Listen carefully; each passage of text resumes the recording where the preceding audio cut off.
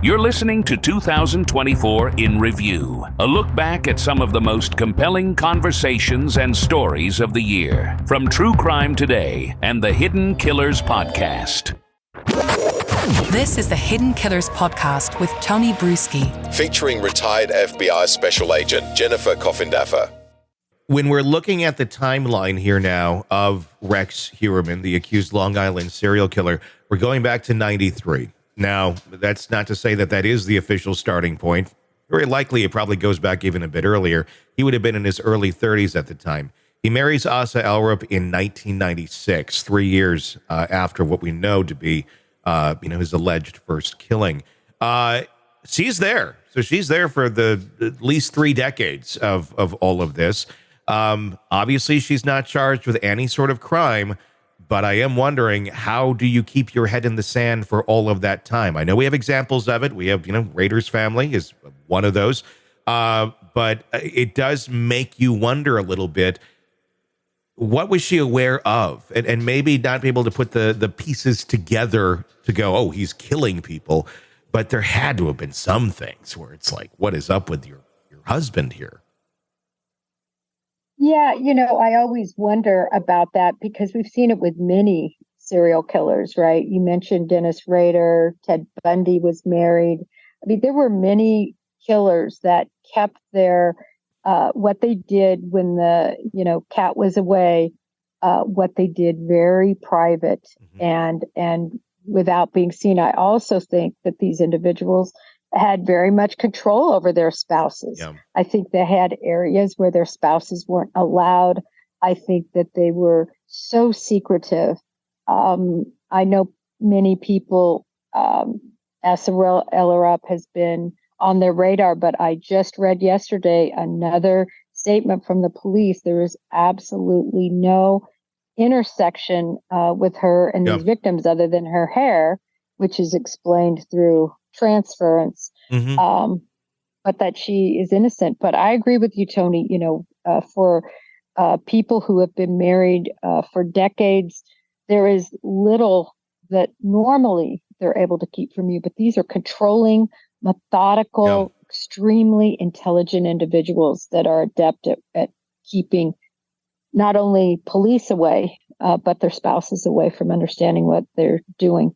Yeah, I mean, it's easy to quarterback it on the other side going, oh, how do you not know? I guess I'm just more curious, not necessarily saying she has anything to do with it, but more so, what were some of those little things that, looking back now, you kind of go, oh, and I'm sure she might be having some of those moments too, assuming that she's not involved in this, of, he told me this is what was really going on. And some of those things maybe making a little more sense. It does make me wonder, though, how much has been coming out in the documentary making process, and if any of that has led to more investigative work here on this case.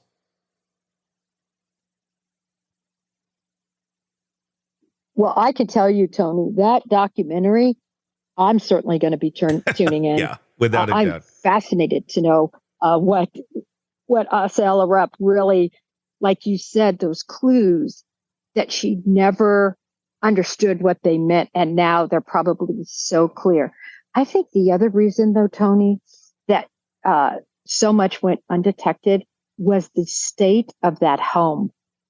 Literally a hoarder home, where things would have been more easily kept. And the other thing is, a lot of people are asking, how in the world did law enforcement miss what they missed? Yeah. That I believe had to do with human remains in some way, that they had to go back and get. And, I've always said, he's an architect. I understand he didn't build that house, but you could certainly hide within that house, under floorboards, within wall crevices. I think unless you take that house apart, board by board, I think a lot could be hidden. I'm sure when they went back, they did. That and the fact that you have 422 electronic devices seized from Rex Heuermann: computers, tablets, mobile phones, hard drives, flash drives, memory cards, other devices.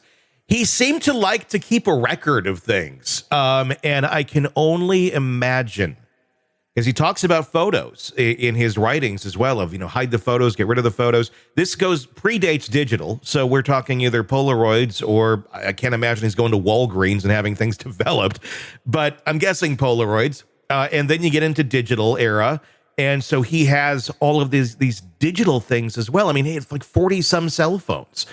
He has like an ungodly amount of SD cards. I mean, we're a media production company. I think we have that many things here.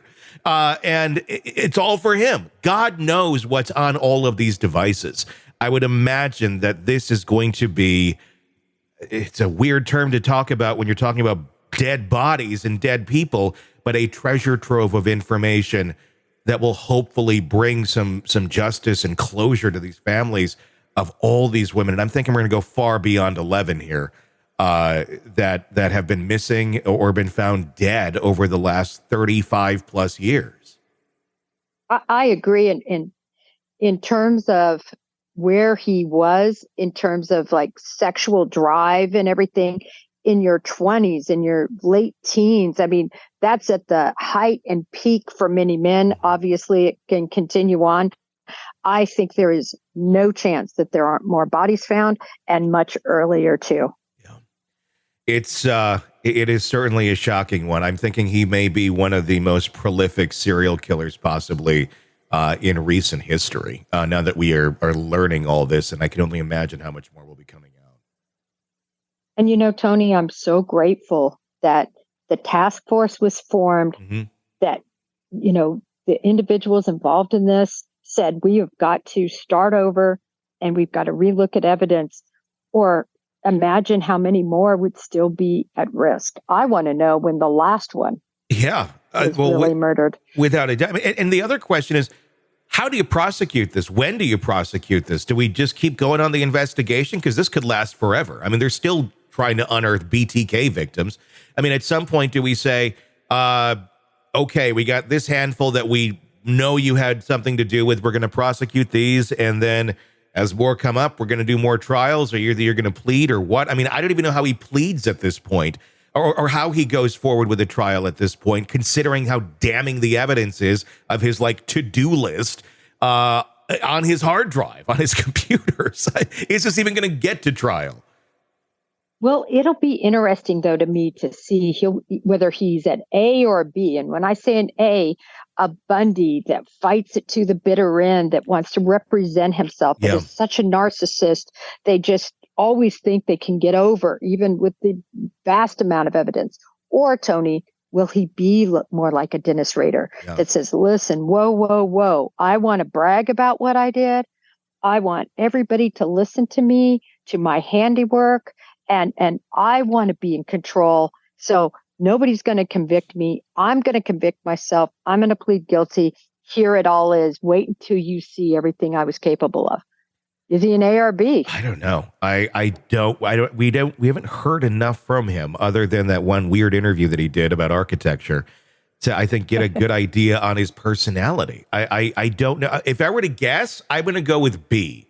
I think he's going to be Dennis Rader-like, and he's just going to very calmly, here's what I did, with no real emotion, but just here's what I did. That's my guess. What's your thought? I'm leaning toward that only because of how methodical he was. I think he wants to be in control in that way. But you know what I do think? I bet it's in his writings. I bet he has a plan for this day. If I ever get caught. If I'm ever in these shoes, this is what I'm going to do. And I wonder if they'll unearth that within all of these devices and everything that he has stored. Because this is not an idiot. This is a very smart, calculating man who, like you said, probably had already planned for this day and already has, he's probably already 10 steps ahead of everybody on how he wants to handle the rest of his existence. Yeah, I 100% believe that too. And I agree with you. I'm leaning toward the Dennis Rader. Imagine for a person like this who has always exercised such control to have somebody else unearthing what he did, not him unearthing it. Yeah. Not him saying, see how good I was at changing up what I did and, staying in shape for these crimes and all that whole laundry list of everything we've seen. Yeah. I'm sure it's got to be driving him crazy.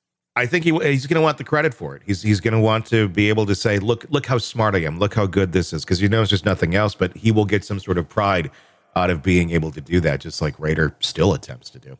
So, wow. Yep. Just bombshell in the Rex Heuermann case. Sick of the ads? We are too. Start listening with no commercials now and get access to all of our episodes in advance of everyone else. Become a True Crime Today Premium Plus subscriber on Apple Podcasts. Search True Crime Today Premium Plus on Apple Podcasts or go to our podcast page and sign up now. True Crime Today Premium Plus. Sign up now.